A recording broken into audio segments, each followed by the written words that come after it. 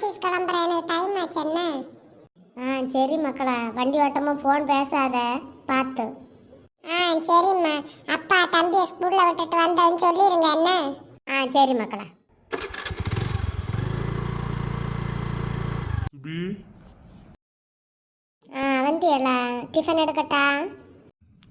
எடு. பிள்ளை போனானா? அவன் போனான், உங்கள்கிட்ட சொல்ல சொன்னேன்.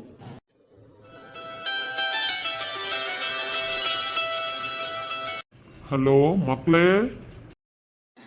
அப்பா பயப்படாதீங்க, நான் விழுந்துட்டேன்.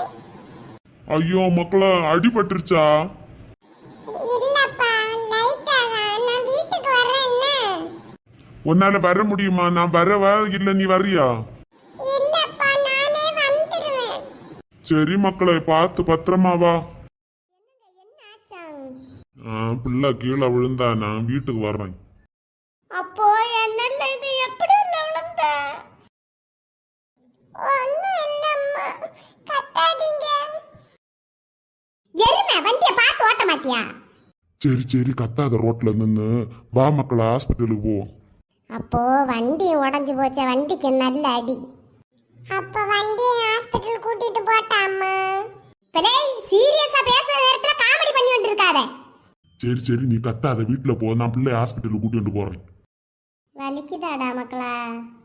இல்லம்மா, நீங்க திரும்ப திரும்ப கேட்டாதான் எனக்கு கஷ்டமா இருக்கு. சரி மக்களே, நீ படுத்து ரெஸ்ட் எடு. என்ன ஆச்சுன்னா? விழுந்துட்டேன்டா தம்பி. எப்படி அண்ணா? வண்டிய கல்லு தடிக்கி விட்டுருச்சுடா. அவன் நடு ரோட்ல கல்ல வச்சவன். நடு ரோடுல தம்பி, சைடுல நானே போய் விழுந்தேன். அண்ணா, என்ன தம்பி? எனக்கு செல்ல அண்ணா. சொல்லுடா தம்பி. வாய மூடுங்கல ரெண்டு பேரும். அண்ணனும் தம்பியும் சேர்ந்து ஒப்பாரி வச்சுட்டியா? நான் ஒருத்தி கரைஞ்ச ஏன்னு கூட கேட்க நாதி இல்லை.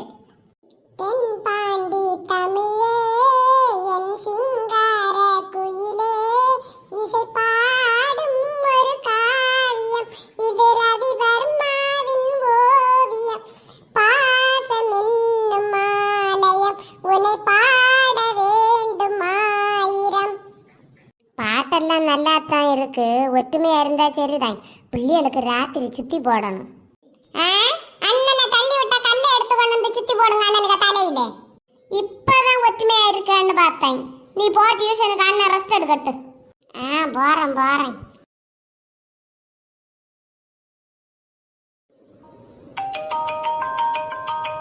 ஹலோ அம்மா.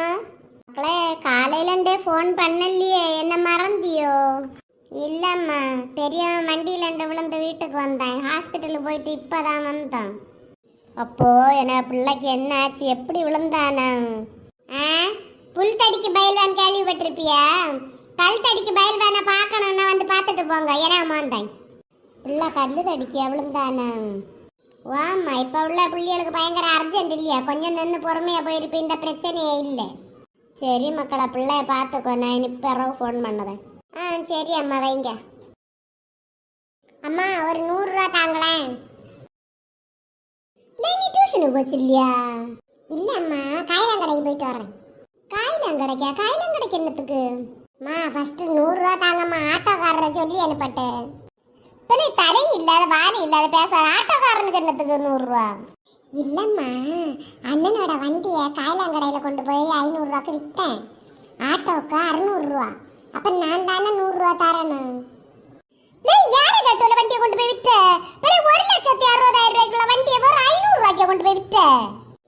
எனக்கு காலும் போச்சு, வண்டியும் போச்சு. நல்ல தம்பி.